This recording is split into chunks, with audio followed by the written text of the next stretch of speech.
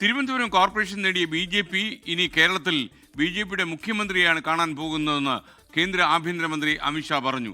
ശബരിമലയുടെ സ്വത്തുക്കൾ സംരക്ഷിക്കാൻ കഴിയാത്തവർക്ക് എങ്ങനെ വിശ്വാസം സംരക്ഷിക്കാൻ കഴിയുമെന്നും അമിത്ഷാ ചോദിച്ചു. അമിത്ഷായുടെ നേതൃത്വത്തിൽ BJP കോർ കമ്മിറ്റി യോഗവും NDA നേതൃയോഗവും ചേർന്നു.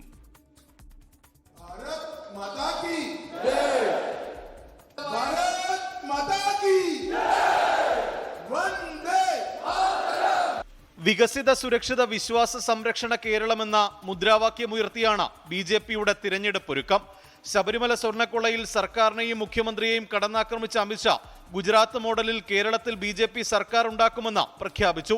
ശബരിമലയിലെ സ്വത്ത് സംരക്ഷിക്കാൻ കഴിയാത്ത സർക്കാർ എങ്ങനെ വിശ്വാസം സംരക്ഷിക്കുമെന്നും വിമർശനം.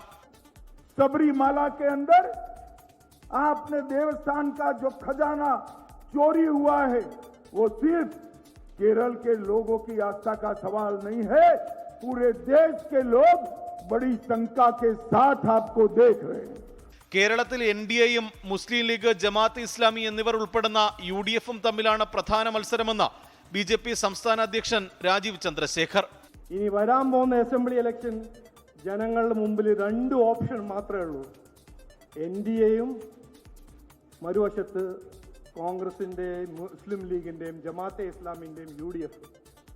BJP ആസ്ഥാനത്ത് ചേർന്ന NDA നേതൃയോഗത്തിലും കോർ കമ്മിറ്റി യോഗത്തിലും അമിത്ഷാ പങ്കെടുത്തു. ജനുവരിയിൽ തന്നെ പ്രധാനമന്ത്രി നരേന്ദ്രമോദിയെ കൂടി സംസ്ഥാനത്തെത്തിച്ച നിയമസഭാ തെരഞ്ഞെടുപ്പിൽ നേരത്തെ കളം പിടിക്കാനാണ് BJPയുടെ ശ്രമം. 24 തിരുവനന്തപുരം. ലോകത്തെവിടെയായാലും ഏത് സമയത്തും 24 വാർത്തകളും ഓഗ്മെന്റഡ് റിയാലിറ്റി പാക്കേജുകളും എക്സ്പ്ലെയിനറുകളും വിശദമായി കാണാൻ ഞങ്ങളുടെ YouTube ചാനൽ നിങ്ങൾക്ക് സബ്സ്ക്രൈബ് ചെയ്യാം.